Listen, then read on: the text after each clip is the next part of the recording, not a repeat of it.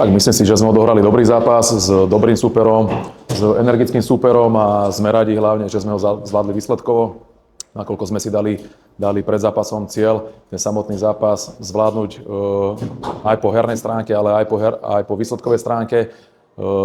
Ďalším cieľom bolo, aby sme ten zápas vyskúšali uhrať na nulu. Za čo som nesmierne rád aj za chalanov, aj za kabínu, že sa nám to v tomto smere podarilo a jediné, čo ma tak mrzí, tak to je, čo musíme do budúcna eliminovať, tak to je strata koncentrácie a musíme hlavne si ten zápas skôr uložiť výsledkovo a potrebujeme na záver zápasu dohrať ten zápas v takom kľudnejšom móde a potrebujeme nájsť hlavne v posledných 10 minútach jednoduchšie riešenia. My sme sa v kabíne bavili pred začiatkom prípravy, že jednoducho chceme budovať víťaznú mentalitu, za čo sme nesmierne radi, ale zároveň chceme takú tú vášeň krotiť a jednoducho liga je iná súťaž a my by sme boli veľmi radi, kebyže sme tieto víťazstvo preniesli aj do ligy.